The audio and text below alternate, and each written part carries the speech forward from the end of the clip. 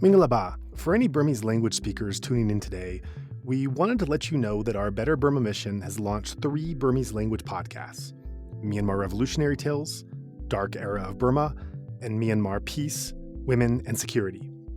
These programs can be found on our website as well as on any of your preferred podcast platforms. We invite you to take a listen.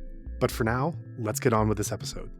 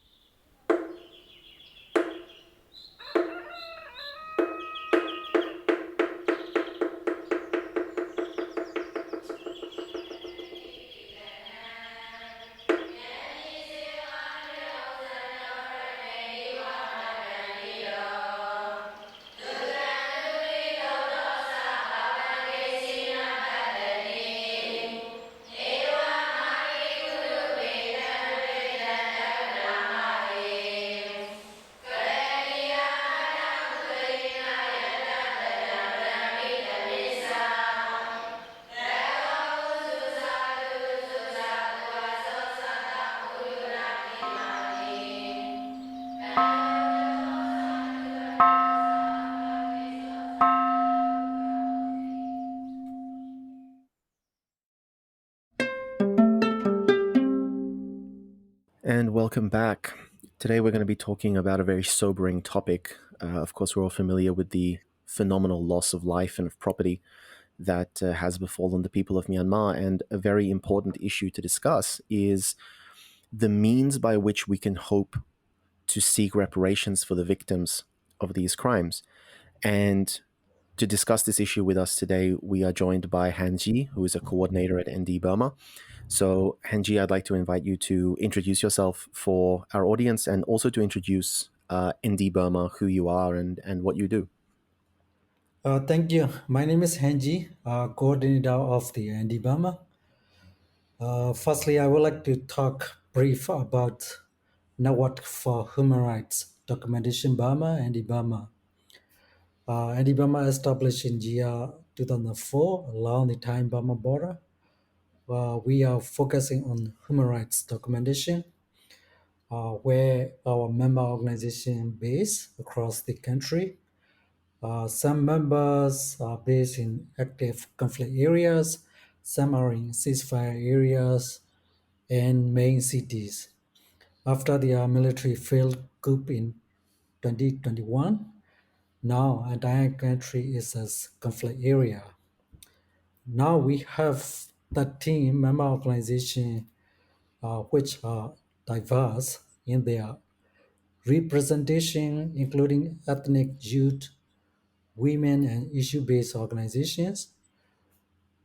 ND-Burma has two main goals for human rights documentation. In the short term, we plan to advocate for accountability for victims of state-sponsored violations.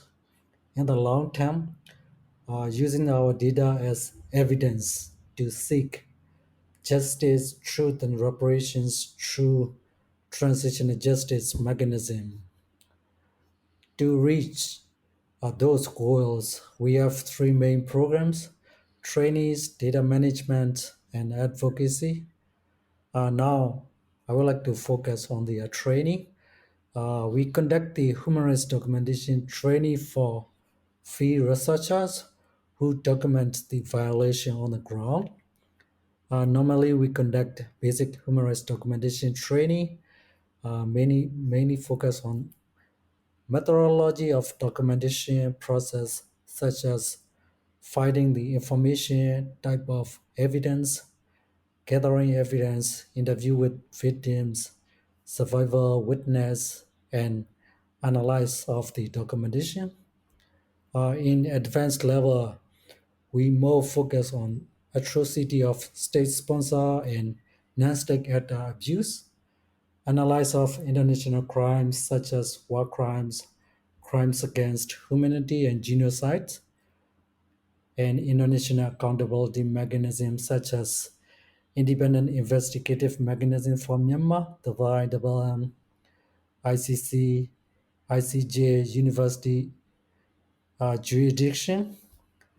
Also, we conduct the transitional justice training and how documentation process contribute to transitional justice initiatives.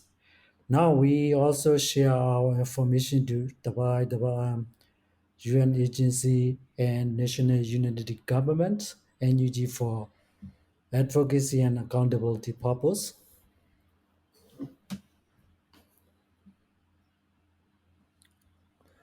Okay, so that's quite a lot right there.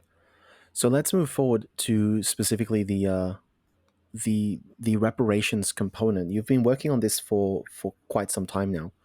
What was the motivation for focusing on reparations? One National League for Democracy landslide victory in 2015 elections and took the office in Myanmar. We start to think about implement some kind of transitional justice initiatives under the civilian government. We see reparation is as the entry point to implement the transitional justice issue. And if the government initiate reparations program implement, that would be helpful for the victims of human rights violation and support for national reconciliation process. Along the over 17 years civil war in Myanmar, both political prisoner and conflict affected survivors never received the justice they are seeking and holding perpetrator accountability. They have been suffering impact of the human rights violations too much along the ongoing civil war. That's why we start to think about reparation project. So so this is quite interesting. So you began at the very beginning of the NLD period to look at the reparations process. Between the say 2016, the NLD government actually went to Naypyidaw. So between that 2016 2021, did you receive any support from the NLD government, or was there opposition, or were you ignored? Was there any success? What was it like for that 5 year period? During this period, uh, we see only the civil society initiative transitional justice uh, implementation, like memorial support for the former political prisoner and their families. So that's why we try to encourage and advocate to the end of the government to work on the reparation project. That's why we start to establish the reparation working group in 2015, which is combination of the ND-Burma and other CSO which are interested in reparation issue. The RWG conduct first ever victim needs assessment campaign for a government reparation program.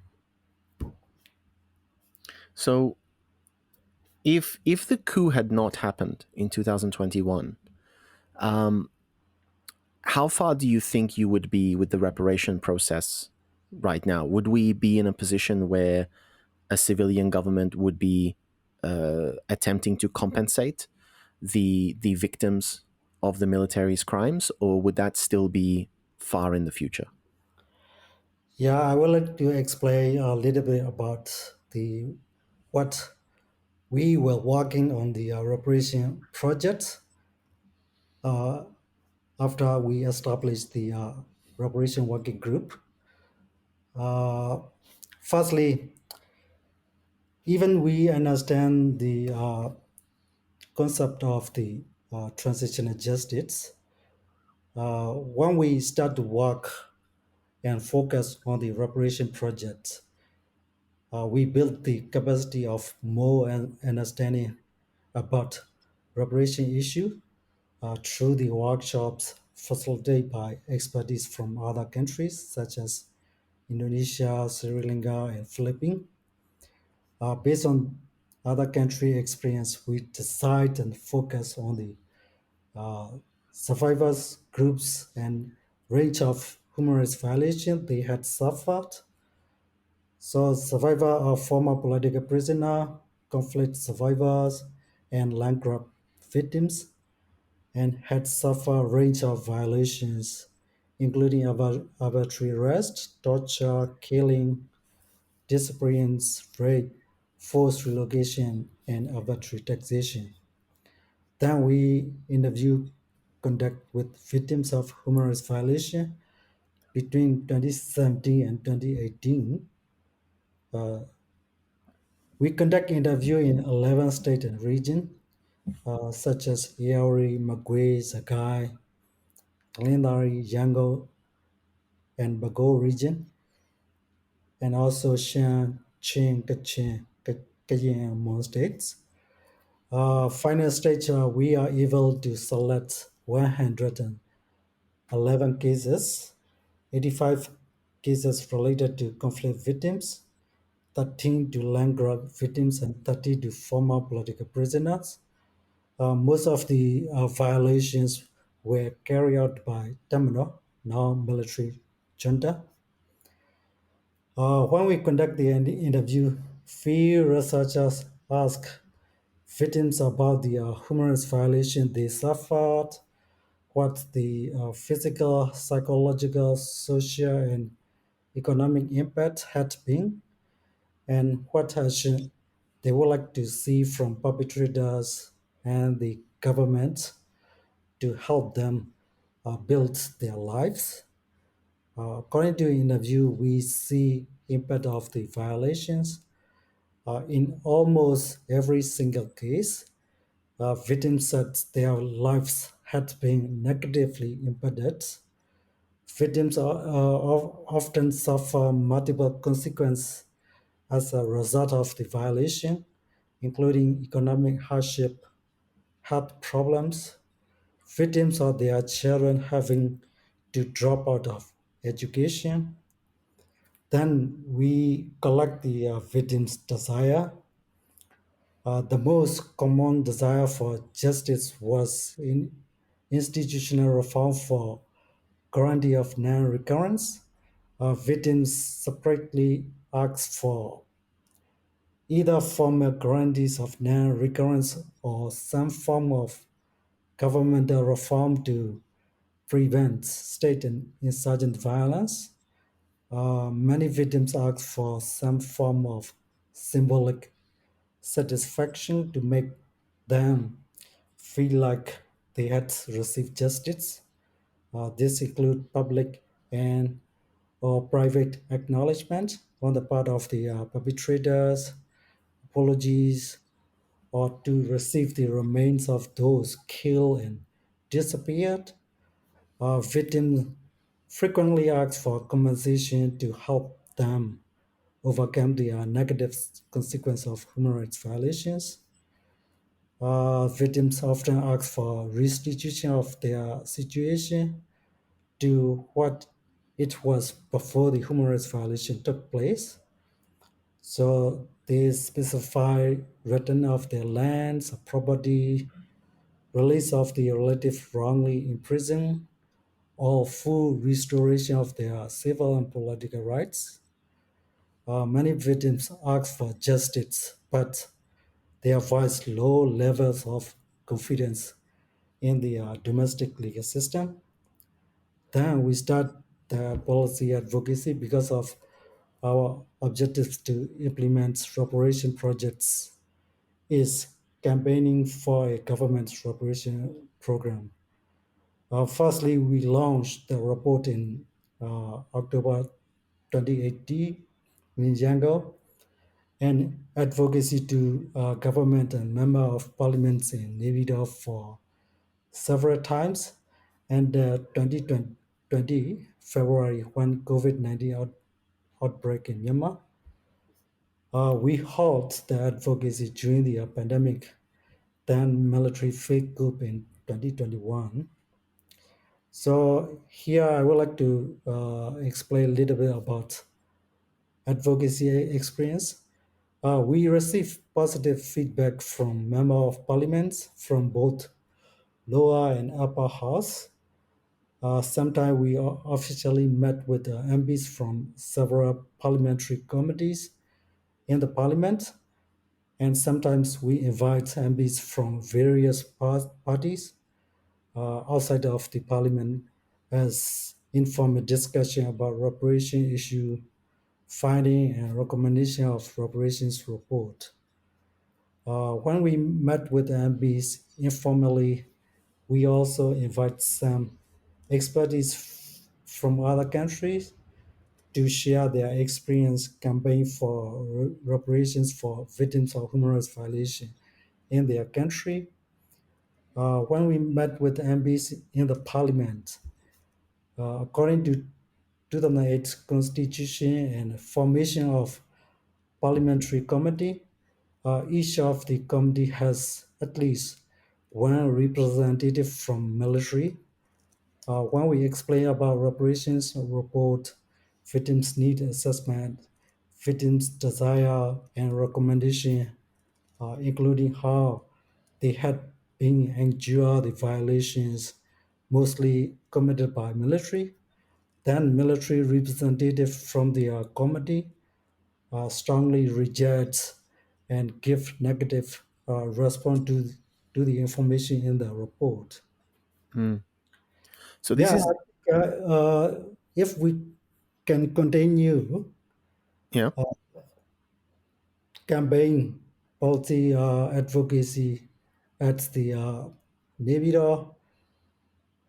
and civilian governments, maybe we will reach some stage when the MPs and the government official more understand the reparation, why they need to work on the reparation on behalf of the uh, perpetrator who did wrong in the past, then uh, they can implement the reparation process. Maybe start to discussing in the parliament and try to pass the bill. If we continue after 2020, yeah? right. So I just want to jump back a little bit because what you're talking about with regard to the military having a negative reaction to accusations of military crimes, that Mm-hmm. is something that we've seen a lot. This is a very recurring motif in Myanmar politics. Mm-hmm. We have very clear cases of the military carrying out arson, murder, torture, rape, theft, many, many, many, many crimes. And the problem that we often have is that it's very difficult to prove them because the military often operates in the border regions. They don't always have access to electricity. They don't always have access to the internet.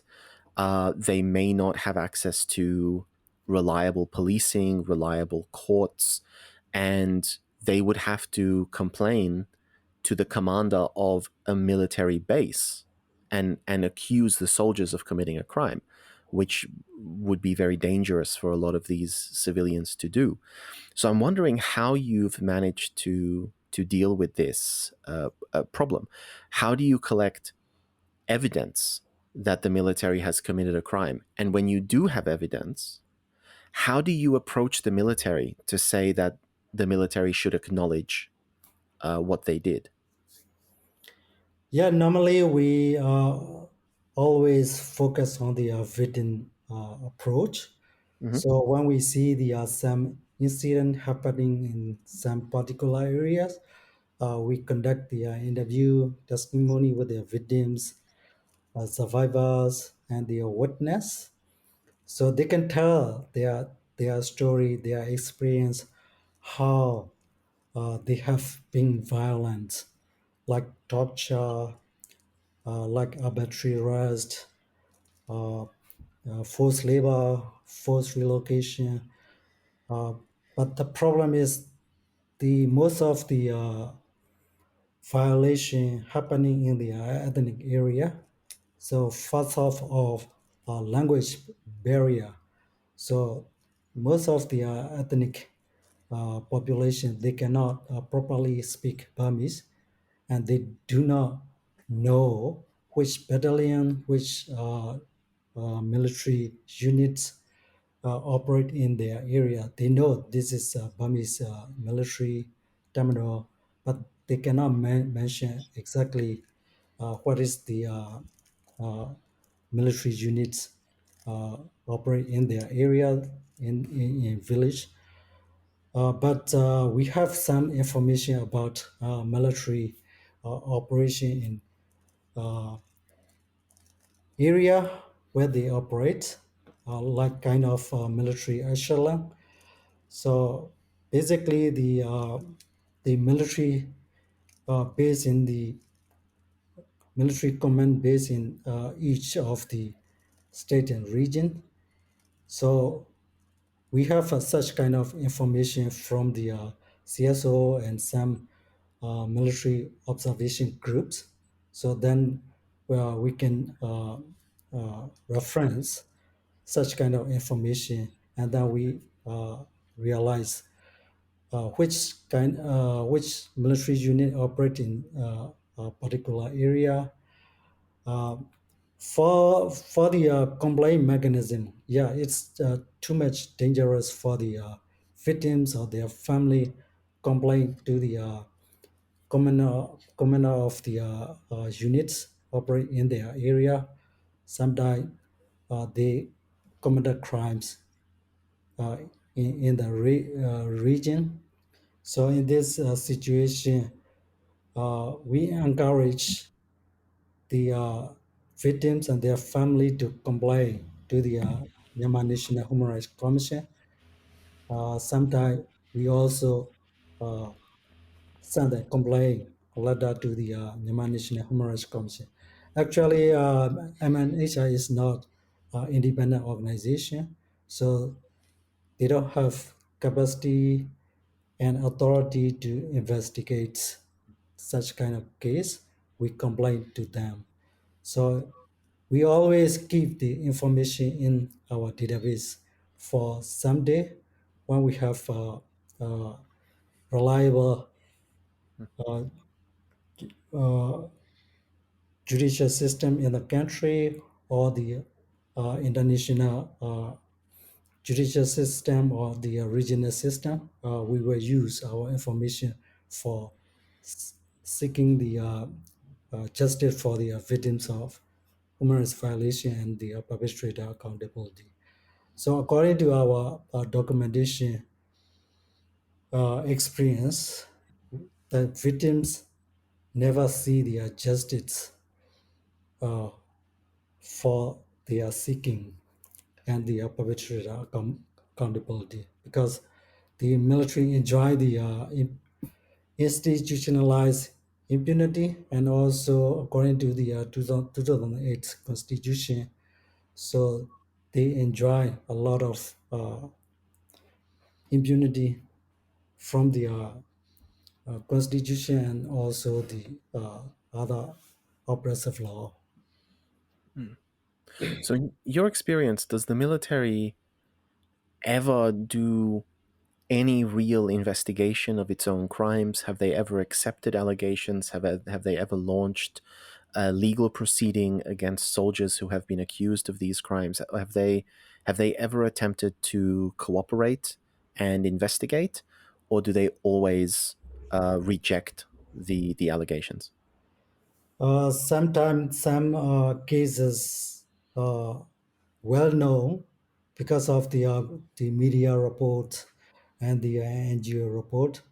They try to investigate within the military code, not in the civilian code. Mm. So we don't know about transparency. And also sometimes they punish low rank soldiers for the low sentences like 2 years in prison, 3 years in prison. Mm. But actually, after the 6 months or 10 months later, so those soldiers get the amnesty from the military, and then they all are released. So many cases, so they bring the military code, not in the civilian code. So we don't know about the transparency of proceeding process. Even they sentence low-rank soldiers, later they release under the amnesty. Wow. But so sentencing or investigating an officer is not something that they would do. Yeah. Wow. And so, okay, so let's talk about the report. So you said the report was released in 2018. This is during the NLD period. Yeah. So what were the findings of that report? What were the recommendations? So recommendation based on the victim desire. So we recommend like kind of uh, institutional reform for guarantee of non-recurrence, because most of the victims, they don't want to suffer repeat again and again, and also they suggest uh, they don't want other population experience like them in the future. So kind of institutional reform, and also the symbolic satisfaction, like a victim needs some kind of apologies and acknowledge from the perpetrators, and also some victims, they want to receive the remains of their loved one to be funeral according to their religious or their culture.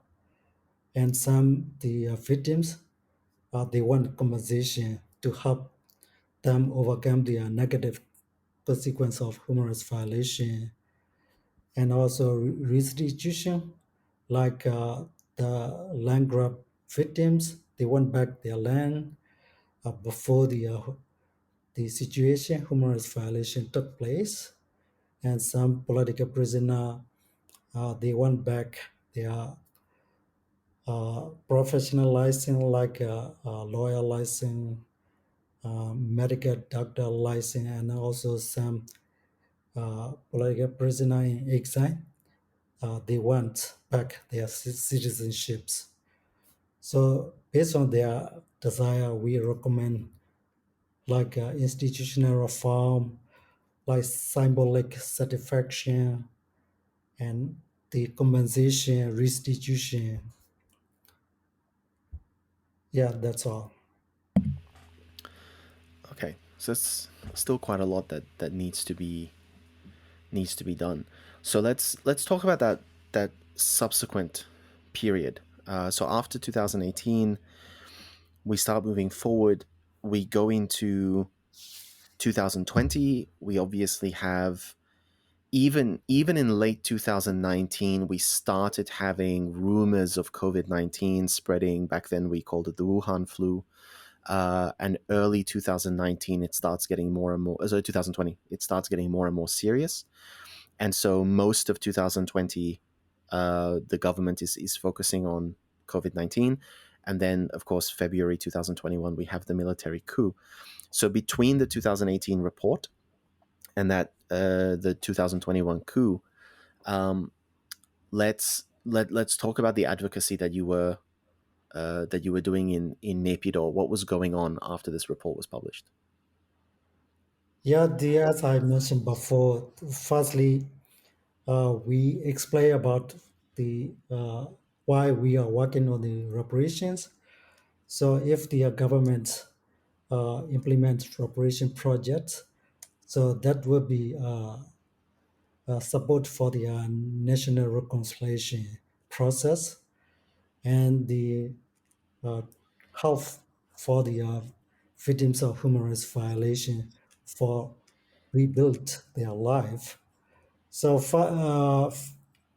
when we advocate to the members, parliaments, and government officials, we also invite some expertise from other country to share what is the process of reparation in their countries, like Philippines and other countries. So the most of the MPs from the various parties, so they are interested in the reparation uh, project, and they are willing to work on this issue. But the problem is, so we need them to understand more about reparations in other countries, and they need to prepare the bill in line with the country context, country situation. So we and they are trying to working together, so such kind of obligation we face, like a COVID and the military coup. So that's why we cannot continue. They cannot continue Mm, in situation like a limbo.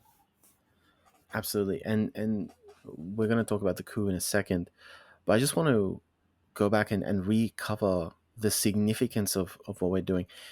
In your opinion, is it possible for Myanmar to transition to genuine peace and stability? And under the NUG, we've heard a lot this phrase, federal democracy, federal democracy. Is a federal democratic system possible without a reconciliation process? You've mentioned the Truth and Reconciliation. Truth and Reconciliation is something that we've seen used very effectively in South Africa following apartheid. It's something that we've seen used very effectively in Rwanda following the genocide. Something that we're seeing used very effectively in Liberia following the civil war. Definitely in many other countries, Truth and Reconciliation commissions and committees and groups have had significant success. But is it possible for Myanmar to transition to federal democracy and to transition to a stable pluricentric country without this reconciliation and compensation process? Yeah, that's why when the national unity government established and the NUCC established, we tried to engage with them to work on the transitional justice issue. Firstly,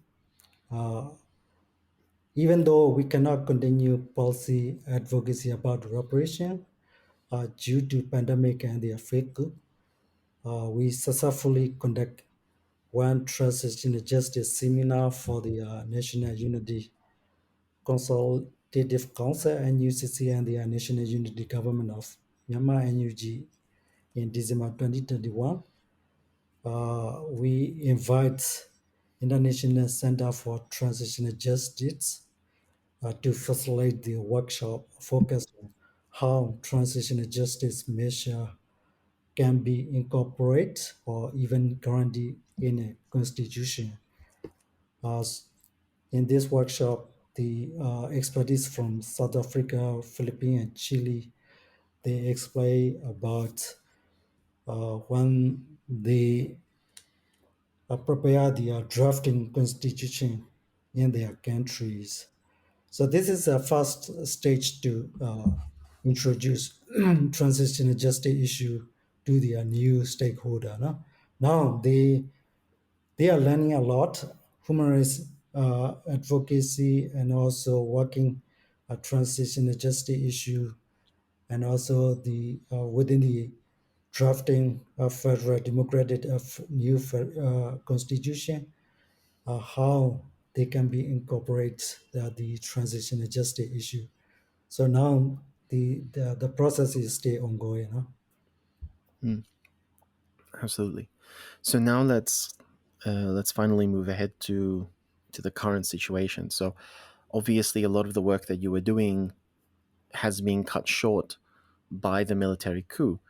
And since 2021, now we're coming up to the second anniversary. In a few days, we will mark the second anniversary. We're doing this in January 2023 of the coup, and we've seen a terrible death toll and phenomenal loss of life and property. Can you talk to us about, in terms of what you research and what you deal with, what is the toll, what is the level of loss that the country and the people have faced since February 1st, 2021?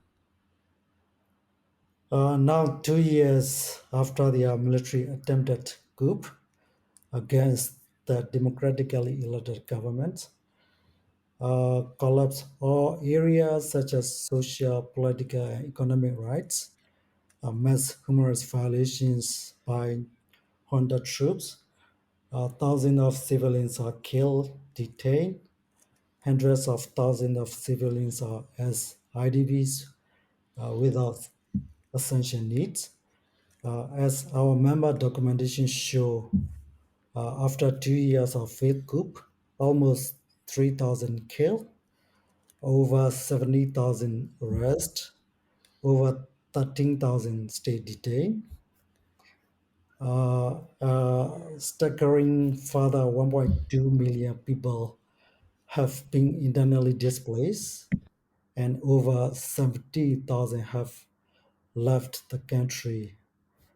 Also, credible information indicates that over 34,000 civilian structures, including homes, clinics, school, and place of worship, have been banned over the past 2 years, especially Zagai region, Chin states, Kony states. In year 2020 alone, over 2,000 human rights violations committed by military junta across the country. So that's all based on our assessment, our documentation, and other reliable sources. So now let's put that in terms of reparations. So this is huge. I mean, for certain communities near the borders, certain ethnic minority communities who have been facing repeated repression for years and years and years and years, this might not be very new for them. But for a lot of communities in Myanmar, and I think particularly for communities in Sagaing and Mugwe, um, this is a new level of military abuse, of, as you say, arson against their properties. We saw in Chin State they destroyed food stores to starve the people. Um, we've seen schools and churches blown up. How is reparation even possible? Is there any mechanism that will allow compensation for these victims? Like, has it gone too far for reparation, or is there still a chance to achieve something? Right now, when we talk about reparation, we would say uh, urgent need of reparations and long-term reparation. So right now, even we don't have any kind of transitional mechanism to deal with the victims of human rights violation. We cannot provide reparation through the any transitional justice mechanism. But right now, we can do like gender cease all violence and to allow humanitarian access as Security Council resolution that demand an immediate end to the violence, among other urgent steps. So the further of gender need to allow humanitarian access to the population who urgently needs the humanitarian assistance. So that is our first step. So when we have genuine transition period or some kind of transition adjustment mechanism, uh, definitely we have to work on reparations with the other transition adjusted uh, components. So that's why even we don't have transition period, we are working on the documentation for many years for those victims and survivors who suffer a lot in the past to support in the future for their justice, reparations, and any other transition mechanism, what they would like to see or receive. And is there any collaboration with the NUG, the NUCC, the CRPH? Do you see them as useful partners in trying to find a way towards reparation, or do you prefer to work independently of these groups? So we prefer working independently, but at the same time, as we did under the government, we try to advocate the government's implement reparation program for victims of human rights violation. And also right now, when we see the new stakeholder, we try to advocate them to work when the transition period. So they have to deal with past, including a reparation program. As far as I understand, when the reparation program implemented by the government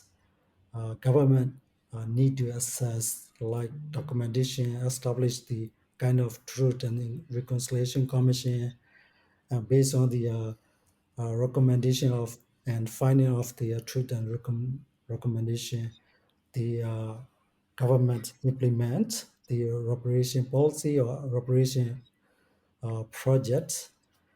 Right now, the new stakeholder, so they are kind of the transition government. So, but they need to make a reliable policy for reparations or the transition adjusted policy. That would be good for the future implementation. Right now, they cannot practically work on any kind of transition adjusted issue. No? Mm. And so, looking more internationally, do you think that there is a possibility to take this issue to an international footing? Obviously, we have the ICJ case between Myanmar and the Gambia on behalf of Bangladesh. Mhm. But do you think there's any possibility of moving some of this to, for example, the International Criminal Court, or is that too difficult to organize? Yeah, right now we see some opportunity for the accountability issue, like you said, ICJ, ICC, and also some countries start to initiate using the universal jurisdiction, like Argentina, Turkey, and recently we saw the news that the International Human Rights Organization, like Fortifying Rights, submit sue the case in the Germany for the military regime. Like in Southeast Asia, the Indonesia start to prepare using universal jurisdiction. So we have some opportunity to work on the accountability issue, including the UN double. So we have a chance to work with such kind of international code, international venue, and also international accountability mechanism. That is somehow good for us. Hmm. So that's quite a robust overview of what you're working on. So at this point in the interview, as is our tradition, I would just like to invite you to leave our audience with a thought or with a piece of information for them to consider over the course of their day, something that you would like them to take away from our discussion here today. Uh-huh. Yeah, yeah. Uh, So as I mentioned earlier, so we are closely working with the international accountability mechanism, including UN agency for accountability, uh, holding public trade accountability for Myanmar, because the currently we are now the domestic jurisdiction system is totally collapsed. We cannot rely on the domestic uh, legal and jurisdiction system. We are relying on the international uh, accountability mechanism and code. So that's why we always are closely working with them and share the information to them. For whatever reason, even as the conflict in Myanmar continues to worsen, it somehow continues to be shut out of the Western media news cycle. And even when the foreign media does report on the conflict, it's often presented as a reductionist, simplistic caricature that inhibits a more thorough understanding of the situation. In contrast, our podcast platform endeavors to portray a much more authentic, detailed, and dynamic reality of the country and its people, one that nurtures deeper understanding and nuanced appreciation. Not only do we ensure that a broad cross-section of ideas and perspectives from Burmese guests regularly appear on our platform, but we also try to bring in foreign experts, scholars, and allies who can share from their experience as well. But we can't continue to produce at this consistency and at the level of quality we aim for without your help. If you would like to join in our mission to support those in Myanmar who are being impacted by the military coup, we welcome your contribution in any form, currency, or transfer method. Your donation will go on to support a wide range of humanitarian and media missions, aiding those local communities who need it most. Donations are directed to such causes as the Civil Disobedience Movement, CDM, families of deceased victims, internally displaced person IDP camps, food for impoverished communities, military defection campaigns, undercover journalists, refugee camps, monasteries and nunneries, education initiatives, the purchasing of protective equipment and medical supplies, COVID relief, and more. We also make sure that our donation fund supports a diverse range of religious and ethnic groups across the country. We invite you to visit our website to learn more about past projects as well as upcoming needs. You can give a general donation or earmark your contribution to a specific activity or project you would like to support, perhaps even something you heard about in this very episode. All of this humanitarian work is carried out by our nonprofit mission, Better Burma. Any donation you give on our Insight Myanmar website is directed towards this fund. Alternatively, you can also visit the Better Burma website, betterburma.org, and donate directly there. In either case, your donation goes to the same cause, and both websites accept credit card. You can also give via PayPal by going to paypal.me/betterburma. Additionally, we can take donations through Patreon, Venmo, GoFundMe, and Cash App. Simply search Better Burma on each platform and you'll find our account. You can also visit either website for specific links to these respective accounts or email us at info@betterburma.org. That's Better Burma, one word, spelled BETTERBURMA.org. If you would like to give it another way, please contact us. We also invite you to check out our range of handicrafts that are sourced from vulnerable artisan communities across Myanmar, available at alokacrafts.com. Any purchase will not only support these artisan communities, but also our nonprofit's wider mission. That's Aloka Crafts, spelled ALOKACRAFTS, one word, alokacrafts.com. Thank you so much for your kind consideration and support.